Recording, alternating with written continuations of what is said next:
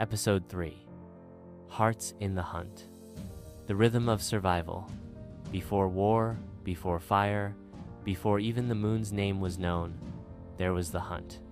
The ancient rhythm of paws on dirt, of breath held in silence, of eyes tracking movement with the patience of stone. Hunting was not just survival for the direwolf. It was ritual, bond, love. It began in the hush of early morning. Mist curling through the trees, the wind low, the prey unaware. A herd grazed in the valley below elk, strong and proud, with sharp hooves and stronger senses. No wolf hunted alone, not for prey this large, and not for honor. This was not a world of lone heroes. It was a world of coordinated whispers. The lead scout, a sleek female named Nara, crept forward first, her ears tuned not to the elk, but to her pack. She didn't need to look back. She knew where they were. To her left, her mate and co-strategist, Boren, crouched low near a fallen log. Two younger males flanked far wide, arcing to cut escape. Behind her, the elders and mothers waited with the younger wolves, the second wave. And above them all, unseen but always present, the unspoken law of the pack guided them. No one eats until all eat. No move is made unless it's made together. Nara moved with the precision of a river. Each step quiet, each breath measured. She signaled once with a flick of her tail. The flankers adjusted. The trap began to tighten. But then a shift. The wind changed. The elk smelled something. Their ears twitched, heads raised. Panic hovered not in the elk, but in the youngest wolf, who stepped too fast. A twig snapped. The herd bolted. Failure? Not yet, because this was where the hunt began in truth. In the dance, Nara turned sharply and ran not toward the herd's heart, but to the side. She drove them right, toward a slope they hadn't noticed. Boren mirrored her from the opposite edge. The flankers dashed from the trees, and then the trap closed. Chaos erupted, hooves thundered, wolves growled, the earth shook. But amid that chaos, the wolves moved like a single mind.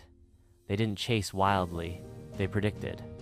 They read each elk's twitch, each stumble, each choice. And they chose their target, an old bull, limping, separated. The circle tightened, not to kill, to exhaust.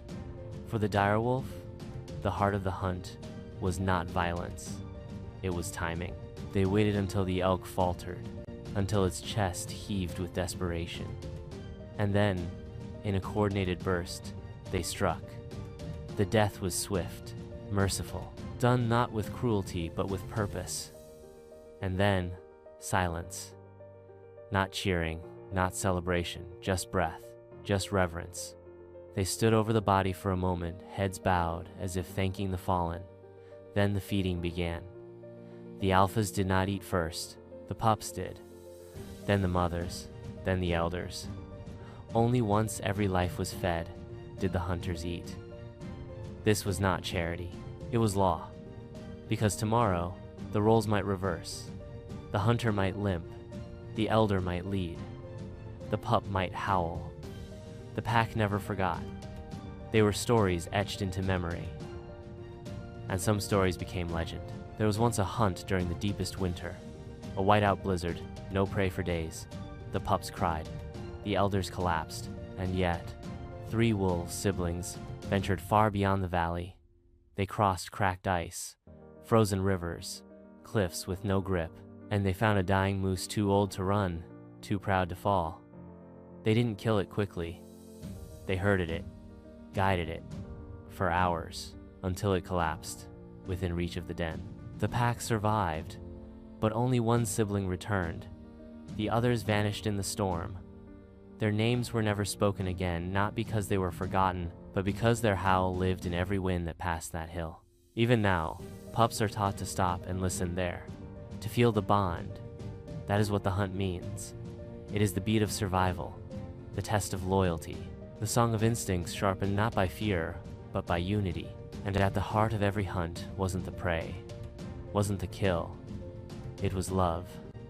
Love of the pack, love of the law, love of life, hard and wild as it was. And that's why dire wolves endured. Not because they were the strongest, but because they hunted with hearts in harmony. Under the setting sun, the forest awaits, filled with golden light. Kira stands ready, senses heightened, for her first hunt. Unseen, Ronan watches from afar, his presence a silent promise of support as Kira faces her trial. The air vibrates with anticipation as Kira crouches low, ready to strike at the unsuspecting hare. Kira leaps, but the hare escapes her grasp, leaving her frustrated. Rune appears behind Kira, his presence a silent lesson in patience and discipline. Kira follows Rune, her disappointment slowly turning into determination. The hare darts away, zigzagging through the brush, a symbol of elusive success. In a tense clearing, two wolf packs face off, their eyes gleaming with anticipation. Alphas circle each other, a silent agreement forming in the charged air. Heads lower in mutual respect, a unified howl pierces the sky. The packs unite, their voices harmonizing in a powerful chorus of unity. Through the ancient forest, a pack of direwolves moves as one, a symphony of primal intent. Akka, the alpha, leads, his strength a beacon for the hunt. Juno, swift and agile, flanks him, her movements mirroring his with perfect precision. Their collective focus locks onto a massive bison. The chase now, a dance of predator and prey. At the kill site, direwolves share the spoils of their hunt, creating a tableau of unity and respect. Akka and Juno exchange a look, sealing their bond in a moment of shared understanding and affection. Young pups learn the ancient laws of the hunt, respect for the fallen and the sacred duty of sharing. In a landscape ravaged by fire, Nara and Borin stand with their pack, surrounded by devastation. Smoke fills the air, and despair hangs heavy as they face the daunting task of survival. Across the scorched landscape, Nara, Borin, and Kira lead a small group, exhaustion etched on their faces. Kira, senses heightened, suddenly bolts forward, a spark of hope igniting within the group. The pack follows Kira's lingering scent into a hidden valley, a pristine sanctuary untouched by the surrounding devastation. Hope flickers in their eyes as signs of prey emerge, promising sustenance in this desolate world. Their determination renewed, the dire wolves cautiously venture deeper into the valley, their forms silhouetted against the verdant landscape. Across the barren field, a pack of gaunt wolves moves in silent hunger, their focused eyes scanning the desolate landscape. Amid the broken branches and withered fields, the faint beat of hooves echoes a distant hope or a looming threat. A pack of wolves spots a lone caribou, its vulnerability stark against the vast landscape. Seeing the wolves, the caribou makes a desperate attempt to escape, its every movement a testament to its will to live. Borin, the lead wolf, surges forward, his powerful muscles driving him relentlessly toward his prey. The chase intensifies, a fierce ballet of survival unfolding across the rugged terrain. Borin strikes, a pivotal moment in the stark landscape.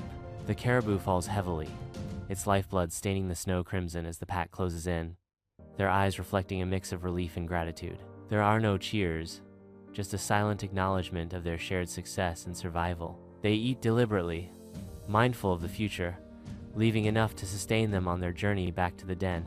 The wolves return to their den, their hearts heavy, jaws full. The scent of food stirs the pups and elders. Life pulses on. The wolves howl, thanking the earth. On a hilltop, the pack gathers, their voices a haunting chorus of gratitude and reverence. The night air carries their song, a testament to love, loyalty, and unwavering commitment.